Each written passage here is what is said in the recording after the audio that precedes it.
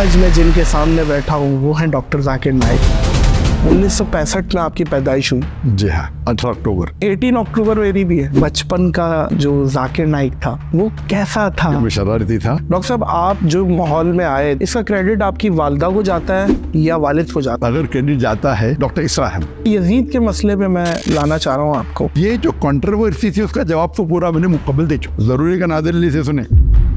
कभी ऐसा कोई सवाल जो आप भी सोचने पे मजबूर हो गए हो कि यार इस बात का क्या जवाब? सबसे पॉपुलर इंसान जिसको मैं डिबेट किया हूँ विलियम कैम्पबेल है। उनने तकरीबन 38 साइंटिफिक एरर्स निकाली कुरान में। इसका जवाब मेरे पास नहीं। सबसे टफ आपको या इंटेलिजेंट कौन लगा? वो है शीशी रविशंकर। उस टाइम नंबर 1 पे थे वो। अब इंडिया जाना आपके लिए पॉसिबल है या नहीं? उनके लिस्ट में तो नंबर 1 टेरर जाकिर नाइक है। तो वापस जाने के चांसेस तो नहीं है। बड़े तादाद में गैर मुसलमान अगर इस्लाम से मुतासिर होकर इस्लाम कबूल करते हैं तो मैं उनके लिए टेररिस्ट ही बन गया ना। वो बांग्लादेशी बम वाला भी आपके हाथ से निशान दिया। लेकिन जाकिर नाइक के लेक्चर देख के वो टेररिस्ट अटैक किया। मोदी साहब को कोई मशवरा देंगे? सबसे बड़ा खिलवाड़ उन्होंने किया जो कश्मीर की आज़ादी उसको हटा दिया। दुनिया का सबसे एक्सपेंसिव घर किसका है? मुकेश अंबानी की। उसकी प्रॉपर्टी किसकी है? वक्फ बोर्ड की प्रॉपर्टी। अभी मुसलमान को जागना चाहिए। अगर एक मस्जिद हमारी बाबरी मस्जिद गई, अगर ये अमेंडमेंट बिल पास हो गया तो हजारों मस्जिद जाएंगी।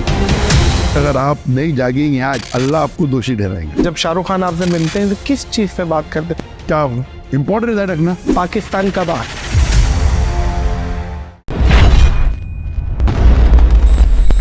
अस्सलाम वालेकुम मोअज़्ज़िज़ ख़वातीन व हज़रात, मैं हूं नादिर अली। दीन की तबलीग करके किया पूरी दुनिया को लाइक। आज मैं जिनके सामने बैठा हूँ वो हैं डॉक्टर जाकिर नाइक। अस्सलामु अलैकुम व रहमतुल्लाहि व बरकातुहू। वालेकुम अस्सलाम व रहमतुल्लाहि व बरकातुहू। Dream comes true. डॉक्टर साहब, आप बिलीव करें कि मैंने जब पॉडकास्ट फॉर्मेट को शुरू किया तो कुछ मैंने टिक मारे थे नामों को कि ये मैं अल्लाह करे एग्जीक्यूट हो जाए। आपका नाम सर फहरिस्त था और आज मैं आपके सामने बैठा हूँ। अल्हम्दुलिल्लाह। मोमेंट है ये मेरे लिए। Thank you so much. आपने इतने कम शॉर्ट नोटिस पे आपने इनविटेशन को कबूल किया। आप बहुत मसरूफ़ थे और आपने अपनी मसरूफियत से टाइम निकाला और मैं उड़ के 6 घंटे की फ़्लाइट लेके डायरेक्ट मैं आपके पास आया हूँ आज। बहुत शुक्रिया। अल्हम्दुलिल्लाह। अल्हम्दुलिल्लाह। डॉक्टर साहब खैरियत से हैं? ठीक ठाक है? अल्हम्दुलिल्लाह, अल्लाह का फजल। हम इंग्लिश में बात करेंगे या उर्दू में? जो भी आपको पसंद। डॉक्टर साहब, सबसे पहले हम बिल्कुल बचपने से शुरू करेंगे। 1965 में आपकी पैदाइश हुई जो कि विकिपीडिया बताती है, सही है? जी हाँ, 18 अक्टूबर। 18 अक्टूबर। 18 अक्टूबर। अच्छा, इत्तेफाक से 18 अक्टूबर मेरी भी है। 92 जी, 18 अक्टूबर 1965 में आपकी पैदाइश हुई है मुंबई में और बॉर्न एंड रेज वहीं के आप। और आप थोड़ा सा बताइए मुझे कि बचपन का जो जाकिर नाइक था, जो छोटा सा बच्चा था, वो कैसा था? शरारती था, शायर था, इंट्रोवर्ट था, एक्सट्रोवर्ट था, क्या था? अल्हम्दुलिल्लाह, बचपन में आप मुझे कह सकते थे कि मैं शरारती था। अल्हम्दुलिल्लाह। साथ साथ अक्सर लोग जानते हैं कि बचपन से मैं हकलाता हूँ। अच्छा। अगर कौन मुझसे पूछता था कि मेरा नाम क्या है तो मैं कहता था मेरा नाम है जाकिर। तो बचपन में हकलाता था और पूरे स्कूल की ज़िंदगी में हमारे school saint Peter's high school में एक सब्जेक्ट होता था पब्लिक स्पीकिंग या स्पीकिंग होता था। तो उसके अंदर टीचर्स मुझे PF देती थी, पास फेल। कह सकते थे कि मुझ पे तरस खा के, क्योंकि बात करने में तो मखलाता था, तरस खा के मुझे PF देती थी। तो बचपन से मखलाता था। और स्कूल के अंदर अल्हम्दुलिल्लाह अल्लाह के फजल से मैं मैथमेटिक्स सब्जेक्ट में वो सबसे ज़्यादा सब्जेक्ट मुझे पसंद था और उसके अंदर हमेशा अक्सर मुझे अवार्ड मिलता था best in mathematics throughout my life. And of course हमारे स्कूल के अंदर हायर स्टैंडर्ड के अंदर there were 2 section, one was alternative 1, alternative 2। तो IGCSE जो हमारा बोर्ड कैम्ब्रिज बोर्ड था पहले, बाद में इंडिया में शिफ्ट हो गया, तो उसके अंदर 8th 9th 10th आखिरी 3 साल में ऑल्टरनेटिव 1, ऑल्टरनेटिव 2 होता था। ऑल्टरनेटिव 1 मतलब higher level of science and maths, and alternative 2 मतलब lower level of maths and science. So मैं ऑल्टरनेटिव 1 में था। और अल्हम्दुलिल्लाह हमारे स्कूल एक प्रोटेस्टेंट स्कूल थी, क्रिश्चियन स्कूल थी मुंबई में, लेकिन उसके अंदर 80% से ज़्यादा माशाल्लाह मुसलमान पढ़ते थे। सही। तो हमेशा बचपन में जहाँ तक के स्टडीज़ का सवाल था, अल्लाह के फजल से काफ़ी मैं आगे था, सही था। लेकिन स्पोर्ट्स में हमेशा, स्पोर्ट्स के अंदर एवरेज था। तो मेरी ख्वाहिश थी कि मैं एक बार रेस जीतना चाहता था स्कूल के अंदर। राइट। लेकिन अल्लाह की मर्जी थी, स्कूल लाइफ में कभी भी नहीं जीता। लेकिन जब कॉलेज लाइफ में मैं गया, हाँ।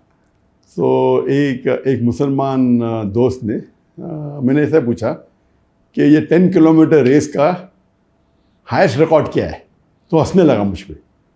रिकॉर्ड पूछ रहे, चल के दिखाओ, तो भागने की बात दूर है।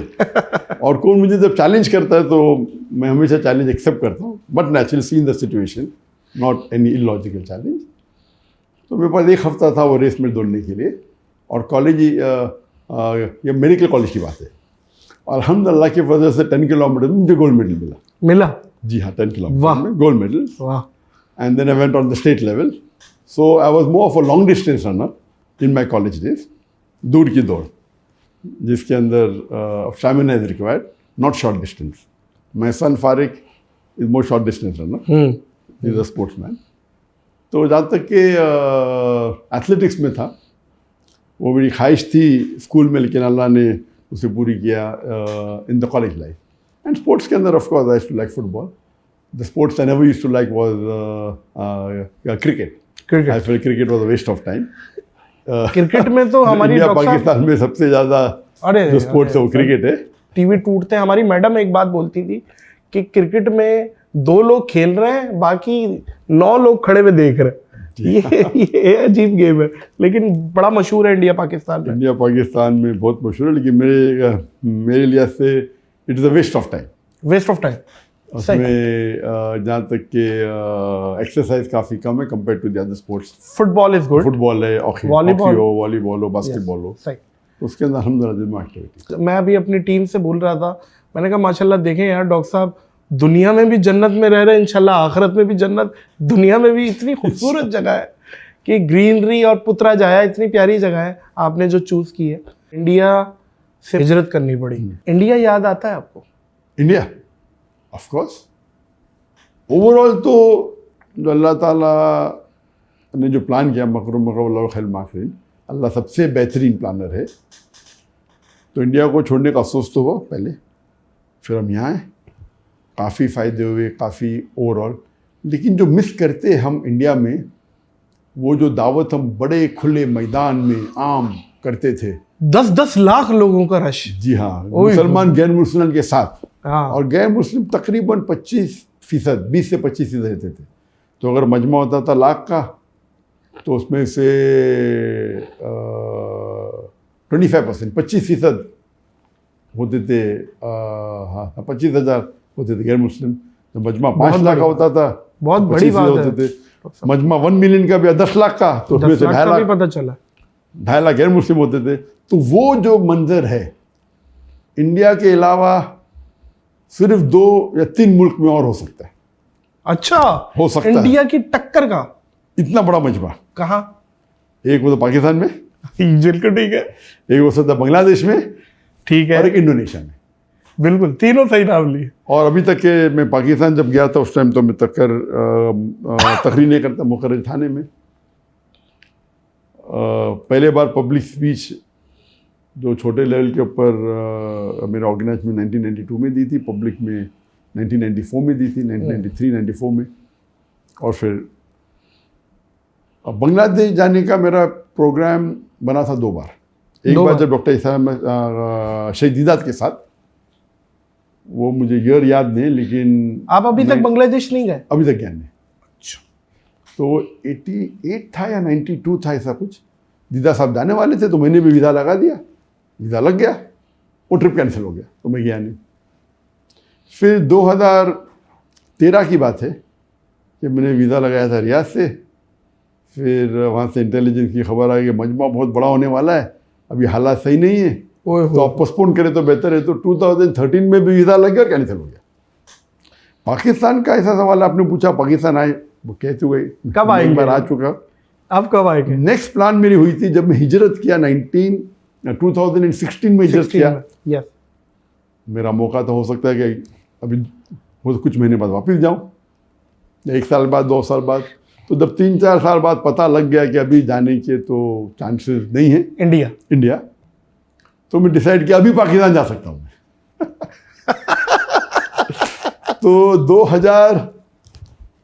2020 के स्टार्टिंग में या 2019 के एंडिंग में जब डिसाइड किया कि अभी इंडिया जाने के चांसेस तो बहुत कम है, अभी पाकिस्तान जाने में कोई हर्ज नहीं, पाकिस्तान में तो वेलकम करेंगे, काफ़ी दावत है, काफ़ी लोग जानते हैं। जितने सर एक सवाल बनता है मेरा, जी हाँ, और ये इंडियन ऑडियंस जो संजीदा ऑडियंस है उनसे भी सवाल है कि एक ऐसा शख्स जो कि मैं समझता हूँ कि इस उम्मत में इस टाइम इंटरनेशनली कंपैरेटिवली रिलीजन्स को इतना अच्छा समझते हैं, जो शायद जिसकी मिसाल ना मिलती हो इंडिया में, मतलब मुझे ये समझ नहीं आ रहा कि क्यों नहीं आप जा सकते। आपका घर है, मतलब आप मक्का में हैं और आपको पता चल रहा है कि इंडिया में ये हो गया और आप मक्का से जाते ही नहीं अपने घर और आप मलेशिया शिफ्ट हो जाते हैं। ये थोड़ा सा इस चीज़ को बताएं, ये क्या था? पाकिस्तान आने की मुमानियत नहीं थी। पहले पाकिस्तान आने के लिए पाकिस्तान वीज़ा मिलना मुश्किल है, लेकिन मेरे लिए बहुत आसान था, सब लोग जानते, मेरे वालिद भी जानते। तो पाकिस्तान वीज़ा मिलने तो मेरे लिए तो एक फ़ोन कॉल था, ठीक है। तो मुमानियत तो थी नहीं, जाना चाहता तो जा सकता था और मैं 91 में गया था। लेकिन जो मैं दावती काम कर रहा था तो इस्लाम का उसूल है, शरिया का उसूल है, let a small loss take place to prevent a big loss. एक छोटी नुकसानात को उठा लो बड़ी नुकसान को बचाने के लिए। अगर मैं पाकिस्तान जाता था तो हो सकता है इदारा बंद हो जाता था, तो कुछ इल्ज़ाम लगाते थे कि ISI के साथ जुड़ा हुआ है। जी जी। तो वो डर के वजह से मैं नहीं गया। ऐसा मैं तो पाकिस्तान से मोहब्बत करता हूँ। बाहर जब जाता था मैक्सिमम दुनिया में अगर कोई भी एम्बेसडर से मिला, वो पाकिस्तानी एम्बेसडर, जो भी मुल्क में जाता हूँ तो ग्रेट चांसेस, चाहे वो सऊदी अरेबिया हो, UAE हो, बहरीन हो, गल्फ कंट्री हो, फॉरेन किधर भी जाते थे तो पाकिस्तानी एम्बेसडर से तो मुलाकात होती थी, खाना का मिलने आ जाते, और पाकिस्तानी लोग से तो मोहब्बत थी। लेकिन एहतियातन मैं खुद माहौल जब देखा तो इसीलिए खुद मैंने आप नहीं गया। अब लेकिन क्या चांसेस हैं डॉक्टर साहब इंडिया के वापसी के? तो इसीलिए 2019 में जब मेरा इरादा हो गया कि वापस जाने के चांसेस तो नहीं है, तो मैंने कहा अभी पाकिस्तान जा सकते हैं हम।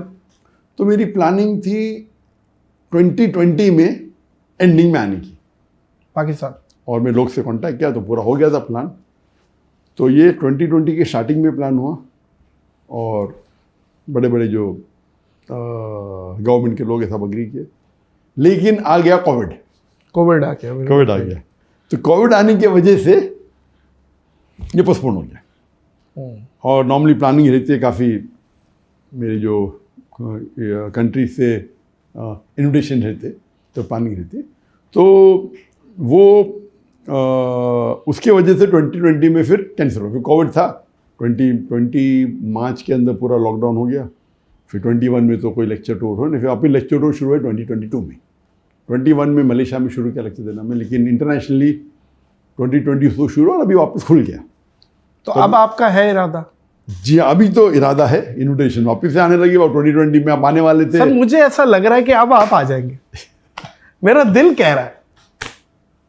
अभी इन्विटेशन हाल में आ गए तो इंशाअल्लाह।